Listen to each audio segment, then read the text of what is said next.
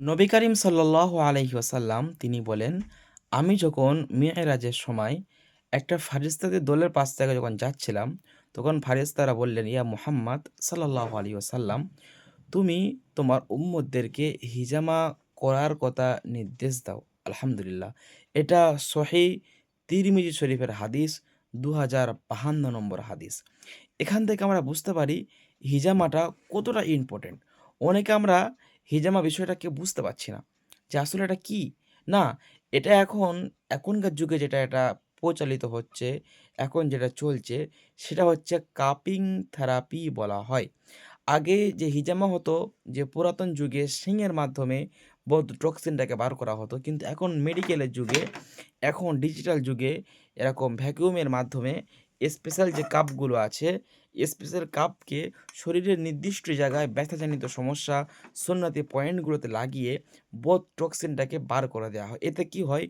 এ অন্য একটি হাদিসে নবী করিম সাল্লাল্লাহু আলাইহি সাল্লাম বলেছেন, "তোমরা যে চিকিৎসা পদ্ধতি অবলম্বন করো, সর্বশ্রেষ্ঠ চিকিৎসা পদ্ধতি হচ্ছে হিজামা অর্থাৎ কাপিং থেরাপি পদ্ধতি।" আলহামদুলিল্লাহ।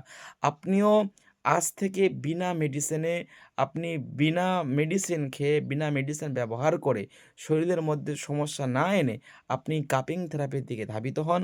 আপনার শরীরও সুস্থ থাকবে, আপনি ব্যথামুক্ত থাকবেন, রক্তচাপ থেকে আপনি ইনশাআল্লাহ বাঁচবেন। এটা আমার কথা না, এবং নবী সাল্লাল্লাহু আলাইহি ওয়াসাল্লাম তিনি বলেইছেন।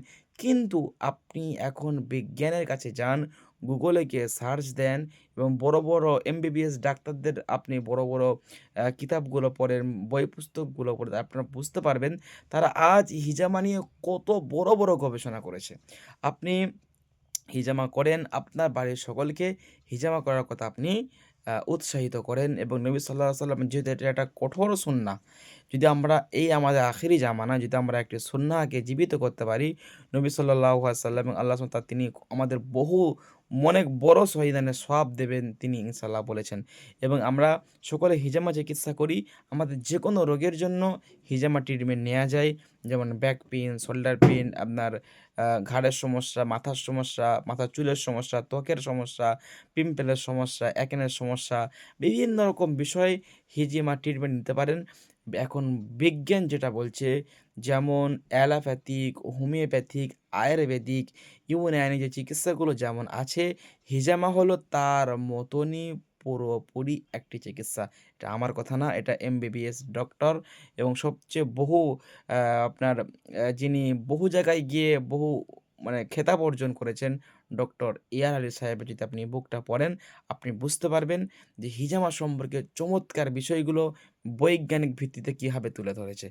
আজকের ভিডিও এই পর্যন্ত। সকলে ভালো থাকেন। ভিডিওটি ভালো লাগলে অবশ্যই শেয়ার করবেন, এবং আপনি হিজামা করার জন্য আমাদের সাথে যোগাযোগ করে নাম্বারে দেয়া ফোন করে আপনি হিজামা করতে পারেন। আলহামদুলিল্লাহ আমরা গভর্নমেন্ট সার্টিফাইড কাপিং থেরাপিস্ট আলহামদুলিল্লাহ।